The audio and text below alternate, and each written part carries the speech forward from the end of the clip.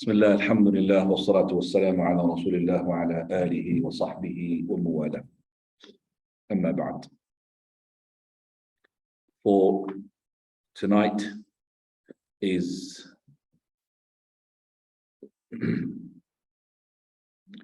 the dates, inshallah.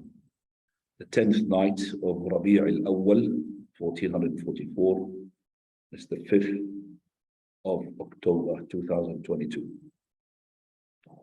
Yawm al-Arbi'a, the day of Wednesday. And we're about to start the class number 25, and it's the prayer part number 6. And now we're going to be, inshallah, starting the description of the prayer. The description of the prayer. How did the Prophet ﷺ pray? Prophet Allah, he said, Sallu kama ra'aytumuni usalli. Pray as you have seen me pray. So we're going to, inshallah, listen to the prayer description in words. Then I will demonstrate the prayer in action. Can I ask the person who's in charge, is this linked to the sisters? Yeah, my sisters will be more keen to learn, inshallah, than the brothers. I'm sorry to say that, but there's always sisters more keen. Can I ask, come forward, Ikhwan. I don't like people to scatter, because this is from the act of the shaitan. We have to be sitting together. This is very important. So you're going to recite, inshallah, what is the sifat al-salah? The description of the prayer. Yeah. For the Messenger of Allah sallallahu alayhi wa sallam stands the prayer. Can I just tell you, what page is it? Page 108. No. Sifat al-salah. Start in English. When the Messenger of Allah sallallahu alayhi wa sallam stands the prayer to replace the Qibla standing close to the Prophet, he used to say, verily, all actions are based on intention. For every person is what he intended. Right. So before we start the prayer, somebody's putting his hands up. 1 minute, second. Yeah, this. Okay. Right. So the Prophet sallallahu alaihi wasallam, before he starts the prayer, he would face the Qibla. So this is before we start the prayer. And then it says he would sit close to the sutra. What is the sutra? Sutra, we have mentioned it before, and we said it is from the compulsory acts that it should be done when you pray. And that is, the sutra is a shield. You have to pray to a shield, like a wall, like the leg of the table, like one of those things that you put. I've seen one of them like stands there. See, can you just bring one of them, please? This is a demonstration. Or like one of those benches that you recite upon, you could really turn it. Yeah, that's the one. Jazakallah. Yeah, like these ones, they put them in some of the masajid. It's a very good, okay, thing for the salah, because long enough, high enough, and it's a sutra called. We said the last time, did we talk about the Dr. Sutra? We haven't. Not here. Not during the class. Okay, right. The sutra is something that to put between you and the Qibla.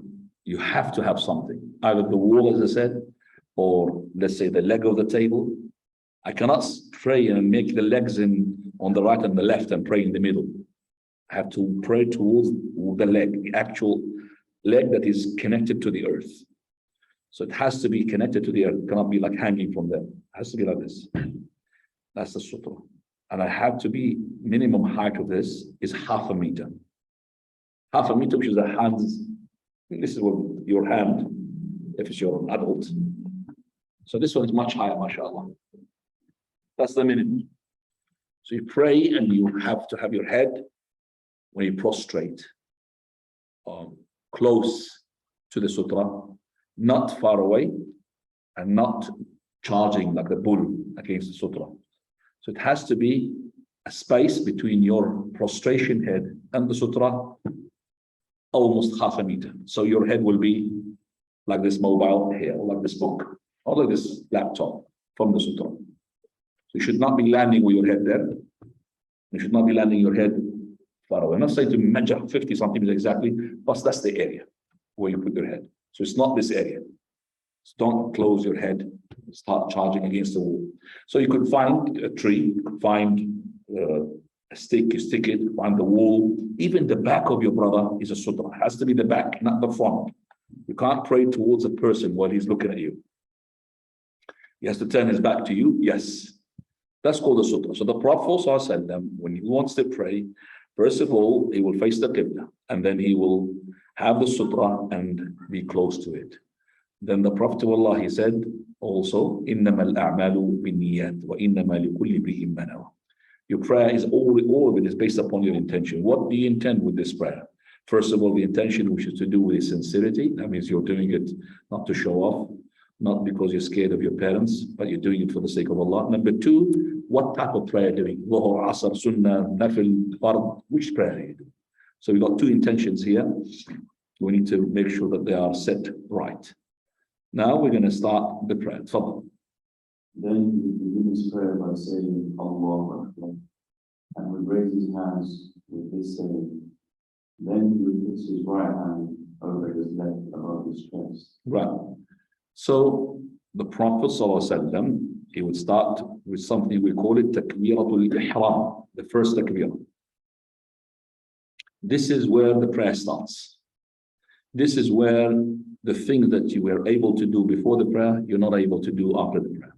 Such as, for example, drinking, talking, eating, sewing your clothes.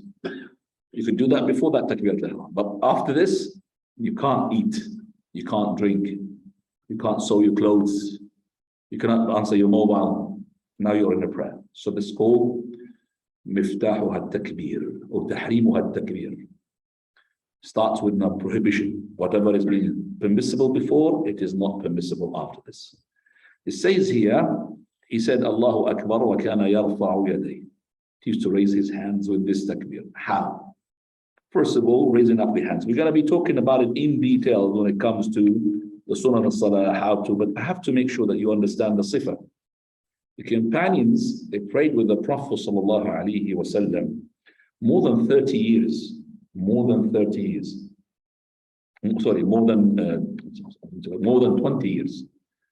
Because when he received his revelation, he was 40 years old, and when he died, he was 63. So more than 20 years where they were with the Prophet ﷺ in his prayer. And the Prophet of Allah, he said to them, Sallu kama ra'aytumuni usalli. Pray as you have seen me pray. So if it is the case, do not ask whether this is compulsory, or whether this is sunnah, or whether this is recommended, whether this is, just do what the Prophet of Allah does. Then why do you need to ask, is this compulsory or not compulsory? Is this going to be affecting my prayer or not? That's beside the point. If you're a student of knowledge, you want to learn this. But as a person who wants to show that you love the Prophet of Allah, if you've seen the Prophet of Allah in front of you, and he does something like this, would you ask a messenger of Allah, what about if I didn't do it like this of you? Did you ask about this? Or you imitate him to the letter? You emulate him, isn't it? To imitate him to the letter. You will not ask messenger of Allah, what about if I didn't do this? What about if I didn't do that? No, you will copy him. And we want to copy the Prophet. Yes, we will say to you later on, whether it is compulsory, whether it is recommended, whether it's a pillar, whether it is condition. But as I say, if the Prophet of Allah had said this, now listen, the Prophet of Allah said, Sallu kama ra'aytumuni usalli. He's directing his words to the companions. Pray as you have seen me praying. Companions saw the Prophet of Allah pray with their own eyes. We did not. Do we have an alibi? No, we don't. We don't have an alibi. We have the actions of the Prophet of Allah transmitted, and they were related to us in such a way better than you are seeing a video. If I've seen a video of the Prophet of Allah, I will not be able from the first time to notice those delicate, precise things that the companions had conveyed to us. Allah. We will see that. So, no problem, Sheikh. So precise that you will not be able to distinguish, because we want this. I need the window shade. I want the. I'm hot. Yeah. Yeah. I'm hot. Unless you put the air conditioning on.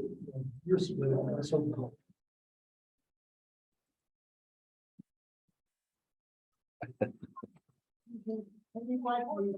Excuse me, can you quiet, please? I know, Salaam, can you quiet, please? What class is inside? Yeah, thank you. So the Prophet ﷺ, in his actions in the prayer, everything is being detailed. To such an extent, I'm going to show you the Takbirat al-Ihram. The Takbirat al-Ihram was conveyed to us in the following way. That the Prophet of Allah, when he wants to start the prayer, he would say, Allahu Akbar.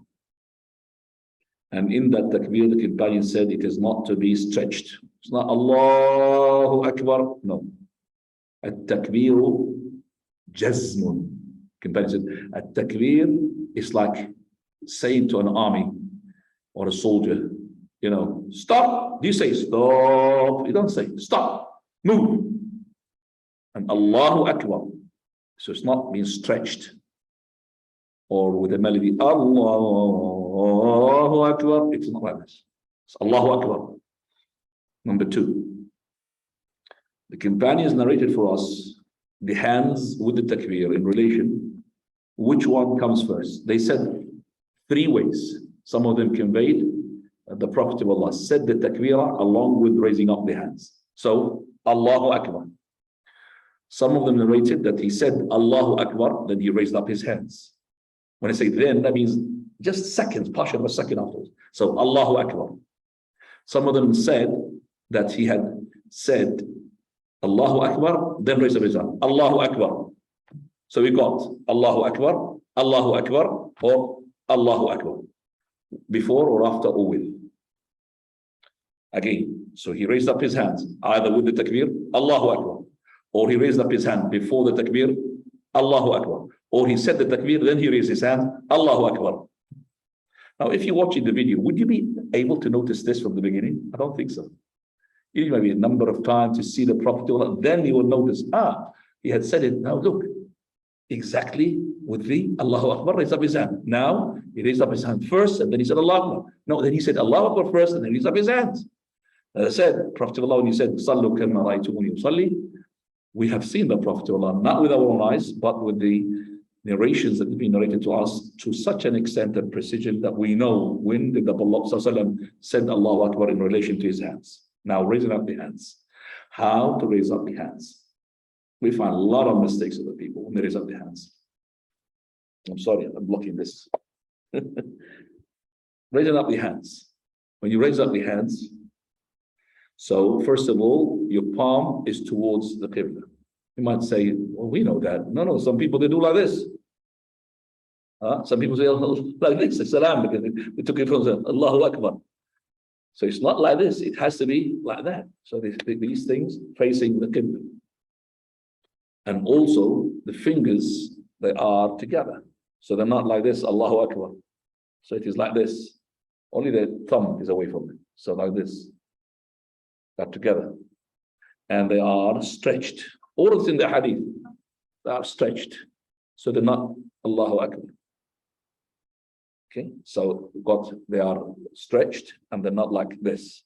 They are together, they're not like this. Now, in terms of how far he would raise them, some people, they say Allahu Akbar, and they raise it up just to their belly. Allahu Akbar. Have you seen them? Allahu Akbar. MashaAllah. No, it's not correct. It has to be to the shoulders. Two ways has been narrated. And I'm going to show you that how the delicacy, how the companions were watching the Prophet ﷺ to the letter. So they said either that they are muhadil bankibain, that his raising of the hands, the top of their fingers of the Prophet stretched is in parallel with the shoulders. It's called Allahu Akbar. No? Or these ones are in parallel to the top of your ears. Sometimes he would exaggerate in raising them up. Allahu Akbar. Now, the difference between this and that is not that much. I don't think you will be able to notice this if you're not focused. Ali Akhtar, do you know the pattern on your door, the outside door? How does it look like? The pattern. Flowers. If everybody remembers the pattern in his door, I can't remember. Even he sees it every day because you're not focused on it. Because you know he's going to ask you about the door. So if you are not focused in the prayer, nobody's going to relate this and that. No way. For them, he raised up his hand, but they said no. Sometimes he would raise up his hand like this, and sometimes like this, and they will know. Is either the top of his fingers in parallel to his shoulder, or is in parallel to the top of his ears, where the thumb will be in parallel to the lobe, the earlobe, this one. Don't exaggerate and go all the way like this. So it's not, some people they do like this as well. They touch the ears. And I believe that what the Shaykh Al-Albani said is correct. That is, this is a person who does waswasa. You know waswasa? OCD call it waswasa. Waswasa means like, you know, he wants to make sure everything is done. So he goes with it. He said, Allahu Akbar. Okay, he has done it. So he pulls his ear. You understand that he's done the takbir al-ihram. So he remembers he's done it. I'm not joking. This is true. They do Allahu Akbar or Allahu Akbar. So watch my words, and then you'll see the people doing it. Because it's called waswasa. He doesn't know that that's why when he goes to the wudu, he spends hours. He's trying to make sure it's clean and all of that. We talked about the waswasa in the wudu. So this no touching of the ears. Allahu Akbar. So like this or like that. Then he's going to be putting, he said, the right on the left over his chest. The right over the left over his chest. So his chest. It's not correct to put it below the chest, and more incorrect to put it below the navel. When I'm not saying this is going to jeopardize your prayer, but that's the correct. When I know the correct, I have to be strict because I'm following the Prophet of Allah. I wouldn't say, it doesn't matter if you put it here or there. It doesn't matter if you have a proof that, you know, there's a below the navel. Even if it's a weak proof, but at least you have a proof. But don't just say that it doesn't matter whether, no, it doesn't matter for me because I know the Prophet of Allah, hadith sahih, he put it on the chest. It does matter to me. I'm going to follow the Prophet of Allah. I'm not going to say it doesn't matter, and then I could do like this and somebody pray like this even without putting the right on the left. It does matter. I know the haqq. Once I know the haqq, I will not tolerate for myself to go to other than the haqq. Right on the left, on the chest. Right, that's it, right on the left. Now, in the other hadith, it talks about how he used to put it in there. Right on the left, where he puts his palm on his forearms like this. Okay?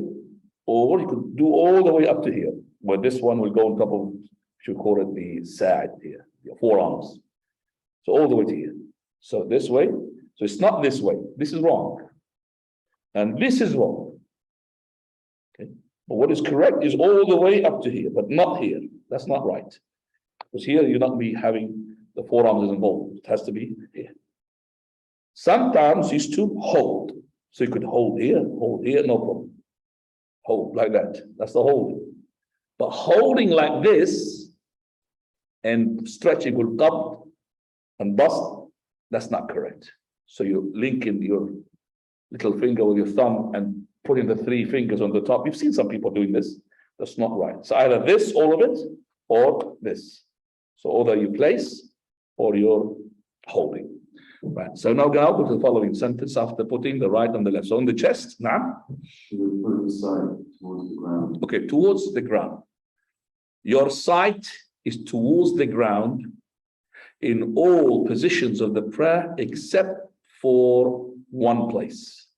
And that is when you are doing the tashahhud. Your eyesight will be locked onto your finger when you are moving it. So all the time when you are in the prayer, whether it is standing up, whether it's Sami Allahu liman hamida, whether you are on ruku', whether you are, we have a proof to each one of them except for one place. And that is when you are in ruku'. We don't have a proof.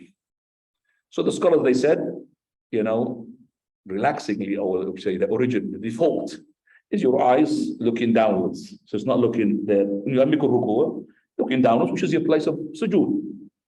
So they said, it's no problem if you looked, as long as your head is level with your back, no problem. Your eyes went, okay, between your legs or a bit further to your forward, just a bit, okay? Because your head is going to be what, in level with your back. It's not raised up or it's not going down. So that's where the place where there's no proof. But all other places, كَانَ يَرْمِي بِبَصَرِهِ إِلَى مَوْضِعِ سُجُودِهِ, is to look with his eyes onto his place of prostration. Now, some people say, it doesn't matter that if he looks up like this, Ikhwani, there is no proof, solid proof. Yes, there is a hadith which say the Prophet of Allah, he saw Jannah in hellfire, even in the wall in front of him. So they said he was looking at the wall. Well, you see, okay, this thing is like an incident took place, but it's not all the time looking at the wall to see hellfire and paradise. Okay, but the Prophet of Allah, we know for sure what he said. Naha an iltifat al-tha'lam. He had forbade us from imitating the fox. You know what the fox look? The fox looks like this. The fox looks everywhere. He wants to pray like he wants a chicken. He doesn't want a chicken to pay attention that he's looking at the chicken. So he's as sly as the fox. Arabic, as sly as the fox. So this fox is in his prayer. He's looking like this. And the Prophet of Allah said, this is a stealth. The shaitan steals from you when you look everywhere. Keep your place. What do you think of a person who's, mashallah, reciting like this, looking with his eyes on his prostration place, and another person doing like this? Which one is having more khushu'ah? Definitely going to say the one is having his eyes there. Because the one who's got looking everywhere. Even if he starts smiling with somebody who's smiling, cracking jokes with her, it's not a prayer. Prayer is focused. But if anything happened, like your child moved, so sometimes he would look, Prophet, if something happened. But all the time, the default is to look at your prostration place. So, now, after that, we begin the prayer by reciting various supplications, praising and exalting Allah. and that is the dua al-istiftah, the opening supplication. You have a choice. The shortest one, Subhanakallah bihamdik. تبارك اسمك وتعالى جدك ولا إله غيرك. That's the shortest one. Shorter than the one وجهت وجهي. وجهت وجهي ايش؟ وجهت وجهي. remember the dua or not? للذي فطر السماوات والأرض حنيفا وأنا أول المسلمين. طيب, this dua is a long dua, but the person, if you stick to the ones, سبحانك الله بحمدك تبارك اسمك وتعالى جدك ولا إله غيرك ولا إله غيرك, that's enough, inshallah, sufficient. Then he was, after that, then he would seek refuge in Allah from that curse, shaitan. So after that, he would say, أعوذ بالله السميع العليم من الشيطان الرجيم. So after تكبيرة الإحرام, دعاء الاستفتاح, opening supplication. After that, استعاذة, because he wants to recite Quran now. After that, بسم الله الرحمن الرحيم. And he will not make it loud, whether it's a loud recitation or a silent recitation. Bismillah ar-Rahman ar-Rahim must be what? With silent recitation. Even if it's a loud recitation. If it's a Maghrib or Isha, he makes it in his mouth, just moving his tongue. But sometimes if the Imam wants to teach the people that there is a Basmala and he had said Bismillah ar-Rahman ar-Rahim loudly in a Maghrib or Isha or a Fajr prayer, no problem, because you want to teach the people. Once in a while, no problem. But the default, the norm is he says it silently. Then he would recite Fatiha. So if it is a loud recitation, the Fatiha will say, Alhamdulillahi Rabbil Alamin, loud recitation. قال, he would recite the Fatiha, وَيُقَطِّعُهَا آيَةً آيَةً. And he will divide the Fatiha, ayah, ayah. Alhamdulillahi Rabbil Alamin, verse, stops. Ar-Rahman ar-Rahim, stop. That's the Sunnah. Am I allowed to say, Alhamdulillahi Rabbil Alamin, Ar-Rahman ar-Rahim, Maliki Yawmiddin, Iyaka na'budu? You're allowed, but which is the Sunnah? Is to stop. Alhamdulillahi Rabbil Alameen, Ar-Rahman Ar-Rahim, Maliki Yawmiddin, Iyaka na'budu. To that. To the end of the verses. Then if he finishes the Fatiha, he would say, Ameen. Ameen, and he kana yamundu biha sawta. So, what did he say after that? Ameen, and after that he used to what? How is it? No, before, how does he recite Ameen? Does he say that now and lengthened? So, Ameen. Okay. Ameen. That's, and the people will say Ameen with him. Kana yamuddu biha sawta. Then we recite another surah, sometimes making a lengthy reading, while other times a short one. Excellent. Some of them is long recitation, some of them are short recitation. So depending upon what the Prophet of Allah had prayed, whether it's Fajr, he would longer recitation, Dhuhr, medium, Asr, so on and so forth, Isha, Maghrib, short, But sometimes he would read in the Maghrib something which is not short. So the shortest prayer out of the 5 daily prayers, which one? Maghrib, the shortest prayer. And the longest prayer in terms of recitation is what? Fajr. Now, The Prophet sallallahu alayhi wa sallam would recite the Quran audibly in the morning prayer, the first 2 minutes of both the sunset and the night prayers. He would recite it silently in the noon and the afternoon prayers, Dhuhr, yani noon is Dhuhr, and the afternoon is the Asr. as well as in the last 2 minutes of the sunset and the night prayers. The last 2 units or 1 unit? The last 2 units, the last unit of Maghrib, because the last unit, the last rak'ah of the Maghrib is silent, isn't it? There's something wrong here. Last unit of the Maghrib, sunset, and the last 2 units of Isha. Sah? Does it say that? Wait. And it's the last 2 units of the sunset. This is not right. Because there's the last 2 units, it's only 1 unit which is silent in the Maghrib, isn't it? 2 rak'ah which is loud, and the last rak'ah is, so it's last units of Maghrib sunset which is silent, and the last 2 units of Isha are to be silent. No. Yeah, which is correct. It's be silent, is it? Silent, yeah. I thought you were saying loudly. So silently in the last unit of the sunset, silently in the last 2 units of Isha, silently in the whole of Dhuhr, silently in the whole of the Asr. Fine. Now we come into when he used to be reciting as well loud in the Jumu'ah. Yalla. He would also recite it audibly in the Friday prayer, the 2 Eid prayers, the prayer for rain and the eclipse prayers. So eclipse prayer, istisqa prayer, we'll talk about that when it comes to what is eclipse prayer, sun eclipse, moon eclipse. Istisqa, seeking rain. There will be no way we're going to be praying istisqa in this country. We're going to pray maybe to stop the rain, never mind. Istisqa is in the countries where we don't have droughts. We say istisqa, seeking for the rain. And then praying of the Jumu'ah, and then praying the 2 Eids. So the 2 Eids, Fitr and Adha and Jumu'ah, istisqa, kusuf, all of it is loud. It's called audible. Okay, recitation. Now, He would read the last rak'ahs about half as short as the first 2, the length of about 15 verses, sometimes we only recite like that. okay, so like the 2 last rak'ah will be shorter than the first 2 rak'ah. This is the Imam who knows the fiqh of the salah.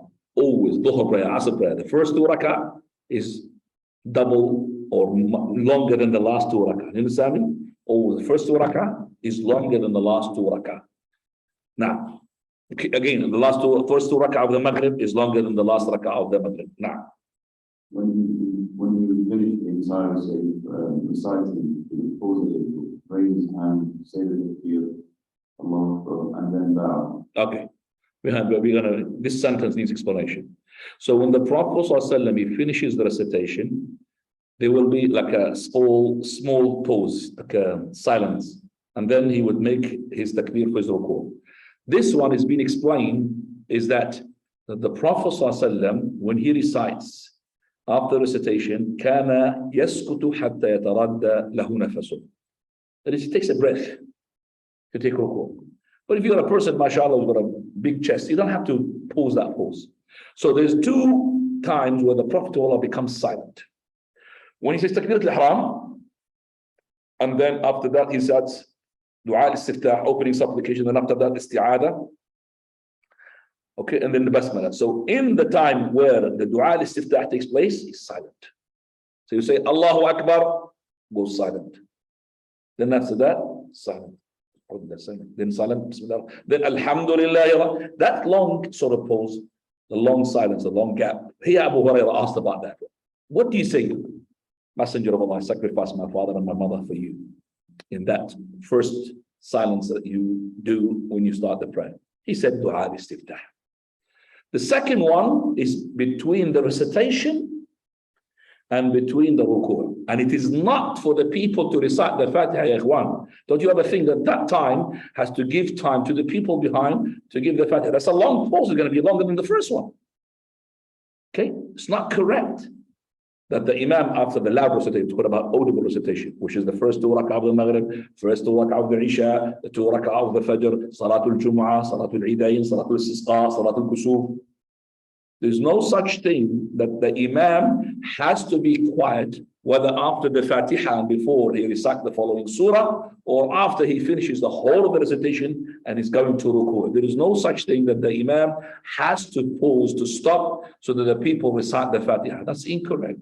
This is like saying to the Imam, you're not an Imam anymore, you are the Ma'moom. We are the Imam. Wait for us until we finish the Fatiha. That's not correct. Do you understand what I'm saying? It's like saying to the Imam, temporarily, brother Imam, you're not an Imam anymore. You have to wait before ruku'. We are the Imam. We recite the Fatiha. Wait for us. And then you start your Subhanallah. That's not correct. He's the Imam. You can't make him to stop. And there is no stopping. And there is no in the hadith stopping for the Prophet of Allah when he is about to make ruku'. So there's two sakta. Long one, which Abu Hurairah asked about. And that is the one which is dua istiftah, isti'adha, basmala.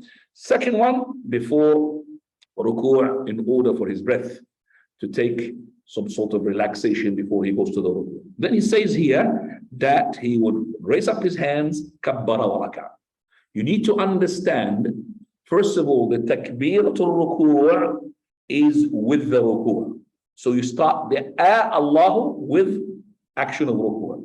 And as for the hands, exactly the same we said regarding the takbiratul ihram, meaning whether it is before or after or with.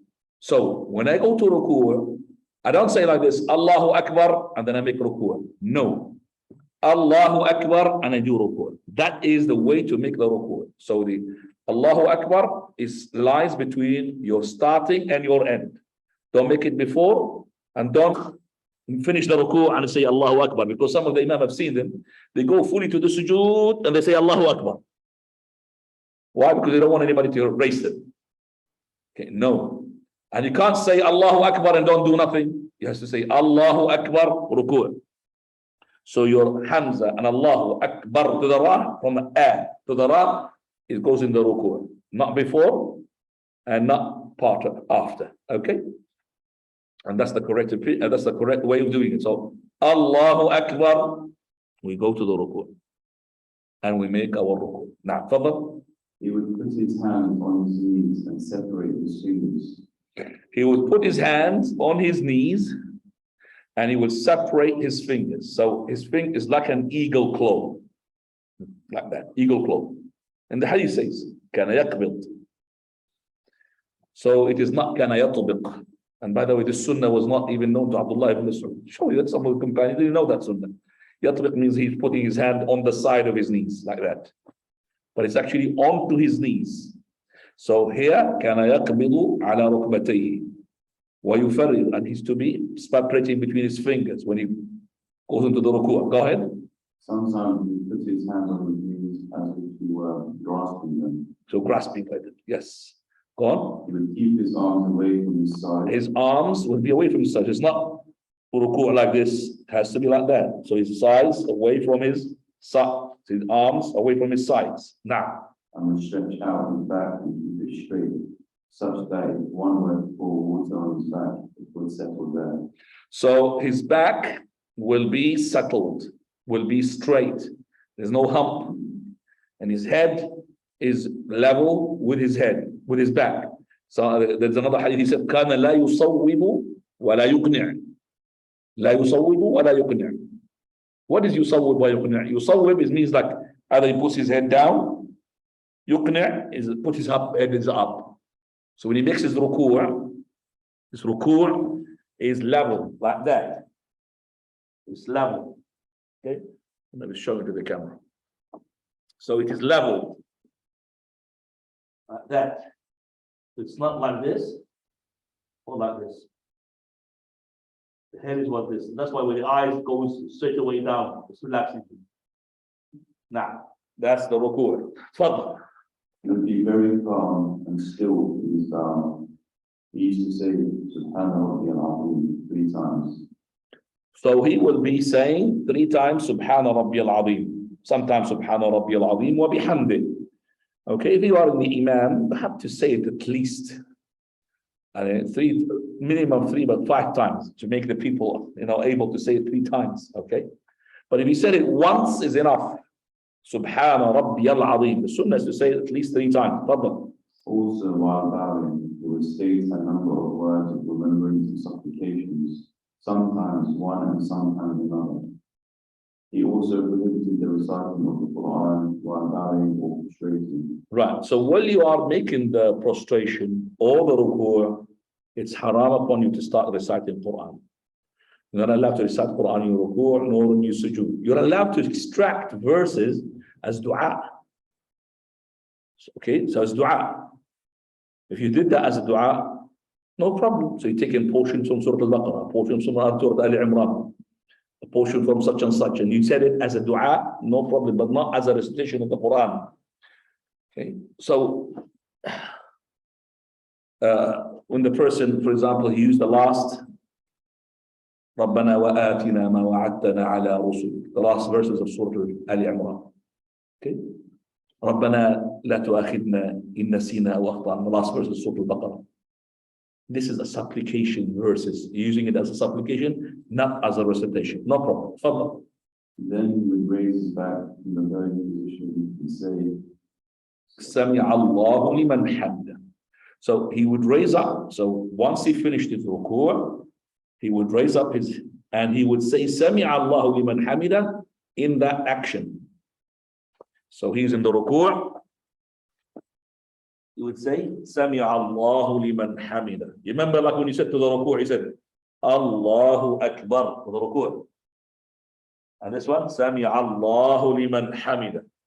There's another saying, which is رَبَّنَا وَلَكَ الْحَمْدُ, has to be said while you are up. Don't do like this. Some of the people are this. سَمِعَ اللَّهُ لِمَنْ حَمِدَهُ. No, this سَمِعَ اللَّهُ has to be what? When you are raising, not when you are fully up. Because when you are fully up, you're going to say the following. Fadl. he would also raise his hands while moving to stand straight. While standing, he would say, رَبَّنَا وَلَكَ الْحَمْدُ. So he would say, سَمِعَ اللَّهُ لِمَنْ حَمِدَهُ رَبَّنَا وَلَكَ الْحَمْدُ. Or سَمِعَ اللَّهُ لِمَنْ حَمِدَهُ رَبَّنَا وَلَكَ الْحَمْدُ. Notice I've raised up my hand before the رَبَّنَا. Or سَمِعَ اللَّهُ لِمَنْ حَمِدَهُ رَبَّنَا وَلَكَ الْحَمْدُ. So with, after, or before is no problem. Now, sometimes he would say more than simply that. Then he would say the takbir and go down to the straight. He would put his hands on the ground before his knees. He would lean on his hand and spread them out. okay. Right. So basically here, he says that sometimes he would say, رَبَّنَا وَلَكَ الْحَمْدُ رَبَّنَا وَلَكَ الْحَمْدُ حَمْدًا كَثِيرًا طَيِّبًا مُبَارَكًا فِيهِ كَمَا يُحِبُّ رَبُّنَا وَيَرْضَى. Sometimes he would say, رَبَّنَا وَلَكَ الْحَمْدُ مِلْءَ السَّمَاوَاتِ وَالْأَرْضِ وَمِلْءَ مَا شِئْتَ مِنْ شَيْءٍ بَعْدُ أَهْلُ الثَّنَاءِ وَالْمَجْدِ أَحَقُّ مَا قَالَ الْعَبْدُ وَكُلُّنَا لَكَ عَبْدٌ لَا مَانِعَ لِمَا أَعْطَيْتَ وَلَا مُعْطِيَ لِمَا مَنَعْتَ وَلَا يَنْفَعُ ذَا الْجَدِّ مِنْكَ الْجَدُّ. Sometimes the Prophet during the night prayer, he would say, لِرَبِّيَ الْحَمْدُ لِرَبِّيَ الْحَمْدُ لِرَبِّيَ الْحَمْدُ, all night. لِرَبِّيَ الْحَمْدُ, in that dua. But if you are leading the people, you need to make sure that you don't really make it long for them. You have to make it really digestible, I should say, acceptable. So رَبَّنَا وَلَكَ الْحَمْدُ. And then he says after that, then he would make takbir. This takbir hasn't got raising up of the hands. He will make takbir, and then he will go to the sujood. Sometimes it was mentioned that there is another raising up, but this is not as emphasized as the following. This through the 4 places where the raf'ul yadayn is emphasized. Takbiratul ihram, takbiratul go to ruku', takbirat of when you get up, you say Rabbana wa lakal hamd, and the last raising of the hands, which is when you go from the second rak'ah to the third rak'ah, is a raising up of the hands. Those are the 4 places. But as in the other ones, like now, after you said Sami'a Allahu liman hamida, Rabbana wa lakal hamd, there is one which says Allahu Akbar. He could raise up his hand, but it's not emphasized. Even between the 2 sajda. So going up, going down, for every takbir, there is raising up the hands. That is being mentioned from the Prophet of Allah, but it is not the norm. It's not all the time. The default is the one that I mentioned. You get al-ihram, you get the ruku', al-raf' min al-ruku', and going from the second to the third rak'ah. He would go to sujood. And here in sujood, did you mention the sujood, how it is?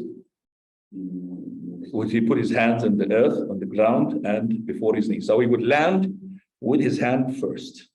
So when you go to sujood, you land with your hand first, like this. Okay. I'm gonna show to the brothers in front of them. I don't know where the camera reaches. Where the camera doesn't reach here. No. So the table, I didn't see myself. By the wall, okay, so I didn't know that. I didn't see that until now. Right. So when I go to the landing, I go landing like that. First, hands, then knees. Okay, and that is more, I would say, healthier, medically sort of safe than to do like this. That is like a camel. Exactly. When you do like this, definitely going to have a kneecap afterwards, especially if the masjid of yours is like the masjid of the Prophet of Allah. No carpet, stones. Would you land with your knees on stones? No way. You'll have a kneecap straight away. Shattered knee. That's why you land with your hands first, and that's the correct opinion. You land your hands first, and then when you get up with your knee first, the opposite, then your hands. So now, going to the hand, then he says, after that, did he mention that he will depend upon his two palms, and he will stretch them, and he would gather his fingers. Did you explain that? Yeah, go on, and then he would face into the Qibla. Oh. He would bring his fingers together and direct them towards the Qibla. He would place them parallel to his shoulders, or sometimes parallel to his ears. Would firmly place his nose and forehead on the ground. He used to say, I've been ordered to prostrate on 7 bones, the forehead, and he pointed to his nose as well, the 2 hands, the 2 knees, and the ends of his toes, and then the 2 feet. He also said that there is no prayer for the one whose nose does not touch the ground in the manner that the forehead does. To remain calm and still in the prostration, he would say Subhanallah in ayah 3 times. He would also recite a number of words of remembrance and supplication in his position, varying the different supplications that he made. He stated that one should exert himself to make numerous supplications in this position. Okay, right. So we're going to finish the sujood now. So basically, he's saying that when you make sujood with the 7 limbs. What are the 7 limbs? 2, the palms. 4, the knees. That's 2, 2. So you got 2 and 2, and the toes touching the ground. That's what? 6. What is the 7th? He pointed to both his forehead and his what? His nose. He said the 7th. And he said, to emphasize the nose, there's no prayer for the person whom his nose does not touch the ground. That means your invalid sujood, invalid rak'ah, invalid prayer. So your nose and your forehead has to touch the ground. Now he said, when he made the sujood, the following. We're going to make sure that you make the sujood properly. For those who are in the back, I don't know how you're going to see it, but I'm going to demonstrate it with the cameras is because I could see it in the camera as well. But it's not really clear. I would like to have the table get forward. Can you just get the table forward, please?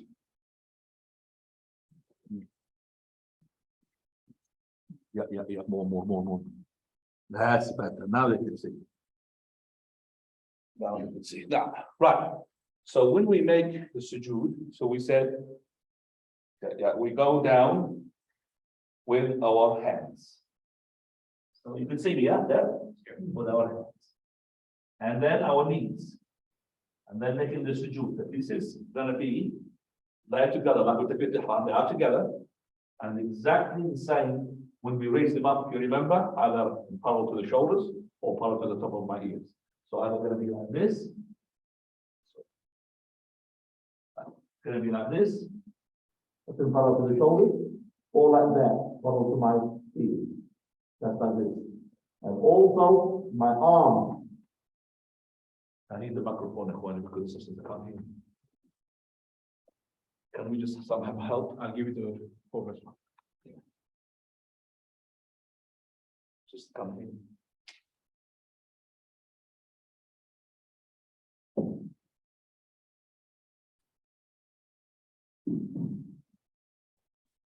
Good. Right. So it said, when you want to land onto sujood, you land with these two palms first. So you go like this. Okay, and start by saying, by the way, Allahu Akbar. You say what you're doing, Allahu Akbar. Or you don't play with your hands, Allahu Akbar. Then you go. The knees directly. And then after that, or this way, or that way. You remember when you lift up your hands or and the ihram. Fine. Now, look at the way I'm prostrated. I'm not stretching myself like this. I am not crouching myself like this. I'm doing it normal. Okay? That's normal. I'm confident. And then my arms are away from my body. They're not like this. And they are away from the ground. They're not like this. This is wrong. This is wrong. This is the correct one. My fingers towards the hip. Towards everything towards the hip. My toes towards the hip. My feet stuck together like this. Not like this. Like this. Stuck together. So the toes towards the hip. My fingers towards the hip. They are not going to get the arm. They're together. And they are not this way or that way. So I have this or this. With my hands away from my body. My body is next to someone. You can do something. Don't do like this. That's not right. Well, at the system is about, and now we are going to the peace. So the talking about the peace are completely. If you say Subhanallah al-A'la once a minimum, Subhanallah al-A'la twice, 3 times, 4 times, 5 times, 6 times, or you could add other du'as, such as وَجْهِ الَّذِي خَلَقَهُ وَشَقَّ سَمْعَهُ وَبَصَرَهُ فَتَبَارَكَ اللَّهُ أَحْسَنُ الْخَالِقِينَ. It's some addu'a you could say this, you could say that, whatever you like, inshallah, it will be acceptable. It's okay. Yeah. It's off. Leave it on because I need it. Okay. I need it. Now. Then he would raise his head while pronouncing takbir. Then he would spread out his left leg and sit on it, resting his bones and being still. His right leg would remain erect on the floor, with the toes pointing towards the Just hang on a second. I want to follow you, and I'm sorry. I lost where I am.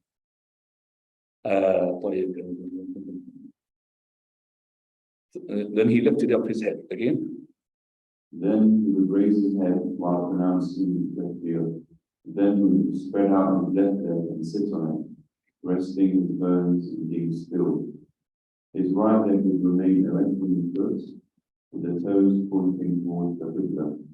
At this juncture, he would say, "O Allah, forgive me, have mercy on me, strengthen me, raise me in rank, guide me, pardon me, and provide for me." If you know what I say it in Arabic, right? So we're going to be talking about this called the sitting in between the two prostration. The sitting between the two prostration. You have mentioned only one, but I mentioned the two. So he said, when you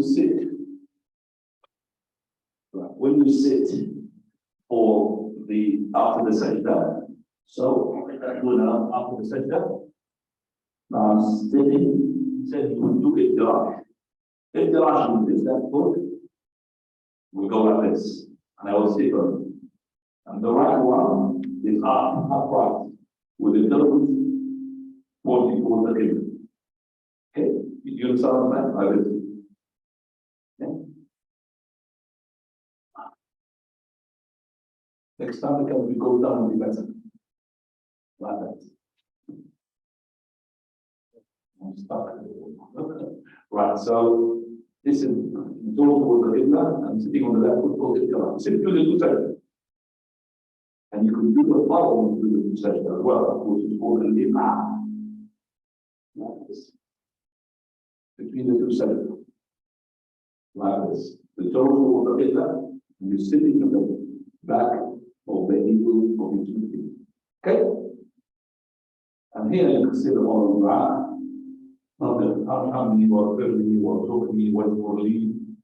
Okay? So this is the dua you can say in between the two sides. Then you do the second sajda in the same manner of the first sajda. Go back. Now. Then we state the takbir and make the second conjugation like the first. Then we raise his head while making the takbir and sit straight on his left leg and then all his bones return to his sitting position. And then he gets up, pushing up off the ground. In the second rak'ah. Okay, so from the first to the second, exactly we did as we did, which is called al-iftirash. Okay, so al-iftirash like this. So we said, okay. So once you are now down, this is between two separate groups and like this, or like that. Might be more relaxing this way.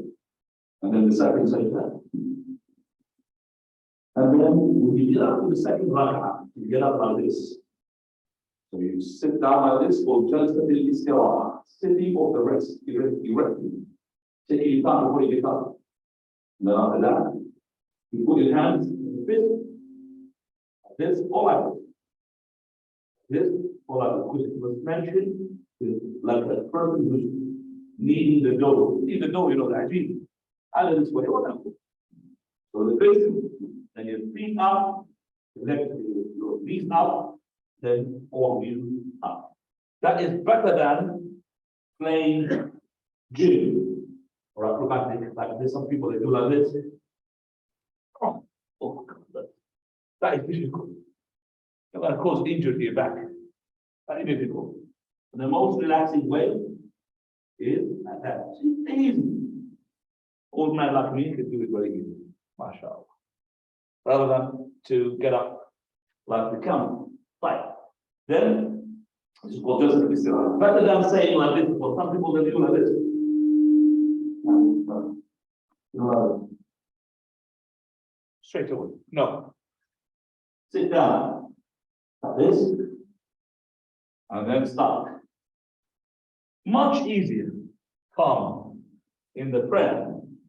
Much easier and calm in the prayer. Sorry, sister, we have to have maybe I would say portable microphone like this. Clip one. Rather than this one, which is clip one, and it is at the same time, what do you call it, wireless. Do you understand me? With my phone, much better than holding this in my phone. That by getting in the way of the beard. No, that's okay. You have I'll put it in my beard, don't worry. Clip it to my beard. But we've got only 5-6 minutes, we're going to have to go, inshallah. I'm going to finish before the, well, okay, now. In the second rak'ah, you would do the same that you did in the first, and you would make this rak'ah shorter than the previous one. Okay, so in first, second rak'ah is shorter than the first one. Slightly shorter now, but sometimes it's longer. Very rare. And that is, for example, when he recited in Surah Al-Jumu'ah, in Salat Al-Jumu'ah, he recited the first rak'ah, what? Sabbih isma rabbika al-a'la. Second rak'ah, what? Hal ataka hadith al-ghashi. Which one is longer? Hal ataka hadith al-ghashi is longer than Sabbih isma rabbika al-a'la. Now, At the end of the second rak'ah, he will sit for the saying of the tashahhud. If it were a 2 rak'ah prayer, he would sit on his left leg like he did, so in between the two prostrations. He would sit similarly in the first tashahhud of the 3 and 4 rak'ah prayers. While sitting for the tashahhud, he would put his right hand on his right thigh and his left hand on his left thigh. He would spread out his left hand and make a fist with his right, pointing with his right index finger and fixing the gaze upon it. When he raised his finger, he would move it while supplicating. He would say, "It is stronger than iron against the fire," meaning the right. So in the second rak'ah, now, he's going to make sujood. Okay, second rak'ah, and he's going to make same sajda as the first rak'ah. But he says now, when you sit for tashahhud, so if you sit for the tashahhud, he says that if the prayer is consisting of 2 tashahhud, like the Maghrib, like the Isha, like the Dhuhr, like the Asr, not like the Fajr. Fajr is what? Only one tashahhud. If your prayer is two tashahhud, then the first tashahhud will be different from the second tashahhud. First tashahhud is iftirash, which I've mentioned to you now, between the two sajda. That you sit on your left foot. But if it is the second tashahhud of a prayer has got two tashahhud, then you do tawarruk. What is tawarruk and what is iftirash? Right. So here is when he sits, he said, remember between the two sides. And between the two sides, you sit like this as well. Or the bar. Now, when you do the first tashahhud, or any prayer or tashahhud, do like this. Also in a prayer for only one tashahhud. And that is like the prayer. So the prayer for one tashahhud is 2 rak'ah. Whether it's sunnah or religion, do like this. But with the prayer for more than one tashahhud, the second tashahhud will be different from this. Okay? How do we know this? Tawarruk. What is tawarruk? Tawarruk. What is tawarruk? Tawarruk is, this is called working. Working means the time. That's the working. So I'm sitting on my working like this, and I'm putting my left foot into that underneath my right shin. My right leg, like this. By this, you will know that you are fit or not. You will know you are obese or agile. That's the thought. Because the one who is not fit, he will not like this. Okay, right. So this is called tawarruk. And your toes is towards the qibla. There's another narration where you put your toes this way, not towards the qibla. They are flat. Okay, but this one is underneath. There's another narration where tawarruk is you put the left foot between the leg and the thigh. You see that? Okay? Maybe it's over open, but we're good. So this one is called tawarruk. Okay? That's called tawarruk. Now, when you do tawarruk, you need to make your hand in difference to the when you do the arm, your hands is like this. Hands like this. So go up. When I do tawarruk, this hand is like this. This one is not like this, it's like that. So why? Because it's gonna hold you from going to that side. So you're gonna be straight. This straight. You hold you like this. Okay? And you know, the shuffle is like don't know what this. The shuffle. Raise up the feet like this. Okay? All like this, all like that. And circle. And hold your finger, don't leave the sleeping finger. Straight to your finger like this. Hold the finger and move it. Move the finger. This is where the place is. You want to move your finger. You know how to keep your operation close. Only your finger. Keep making this swinging until the end of the shadow. So it's going to and running forward. Don't do like this. Does not movement. It's all up and down. Not more and now. This is kind of you have like this. And it's all the different. And it's not too circling with it. Or like this. This is east west. Get the so not like that, not like this. It's not a green on this one. These people are this. I've seen the person that made you laugh with the one like this. He'll make me and he's like this. Like pull it on. Some people look at the old love. But Finished now talking about the description of the prayer from the takbir al-ihram until the end. Can I go to the taslim? Taslim I put it in the table. Salutation. Fadl. We recite after each surah as the tahiyyat, and the Prophet sallallahu alayhi wa sallam will also say the prayers upon himself in the first shower as well as later. So, at-tahiyyat and as-salat al-ibrahimiyya in both tashahhuds. First and second. Now. And he established that for his nation as well. The Prophet sallallahu alayhi wa sallam used to make various different types of supplication during his prayer. Then he would make the salutations to his right, saying, Assalamu alaikum wa rahmatullah, and to his left as well. Occasionally, during the first greeting, he would add, and his blessing, at the end of the phrase. Fine. So here, the salutation is as follows. While you are in the city, whether it's tawarruk or tashahhud, so we said iftirash, always in the first tashahhud of two tashahhuds, or in any prayer it's got one tashahhud. So if your prayer has got one tashahhud, or it's got two tashahhuds in the first tashahhud. Whereas the tawarruk, the one I just said to show to you, tawarruk is in the prayer, it's got two tashahhuds in the second one. Iftirash, where is iftirash? In the prayer, it's got only one tashahhud, like fajr, like 2 rak'ah sunnah, as iftirash. And where is the tawarruk? Tawarruk is always in the second tashahhud of a prayer, got two tashahhud. Second tashahhud. When you say the salutation, as follows. The turning is like this. I'm just saying like that because I'm seeing people saying like this. I don't know where they get it from. Some people say like this. I don't know what are they invented this from. There's no narration like that. So the salutation is like this. So you turn your head first. And then when you finish your turning, you start saying, Assalamu alaikum wa rahmatullah. It's not correct to say, Assalamu alaikum wa rahmatullah. So you finish turning, Assalamu alaikum wa rahmatullah.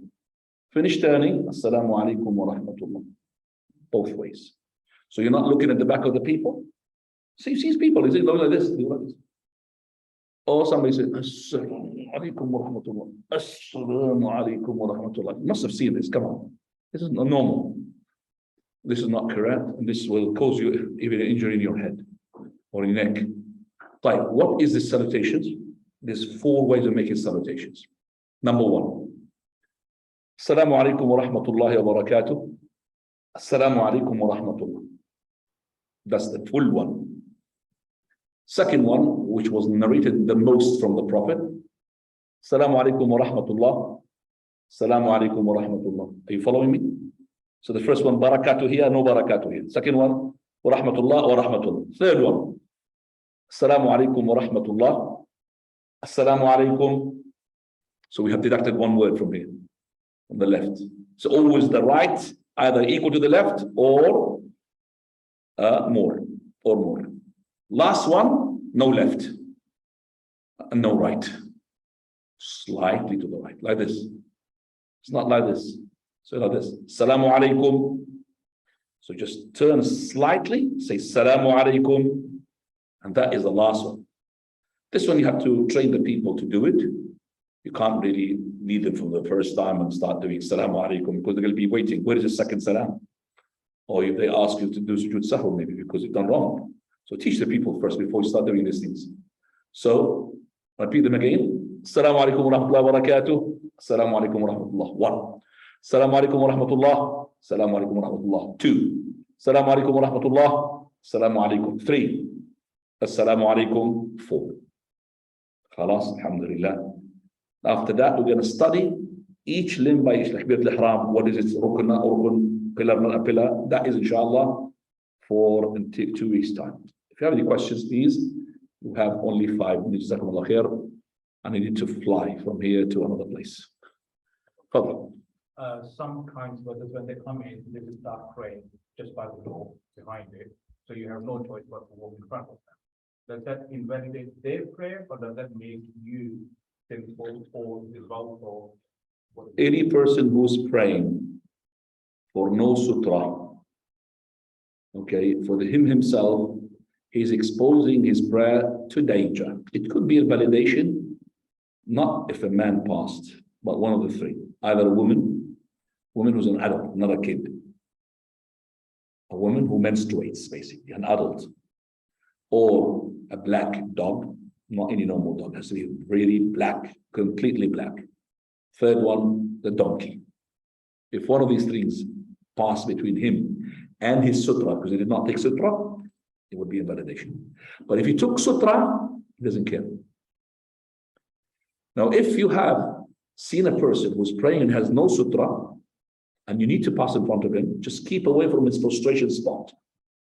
He himself is being sinned for not taking a sutra. He himself had his prayer deducted, not complete, but you have got nothing to do with it. If he had a sutra, then you have to wait till he finishes.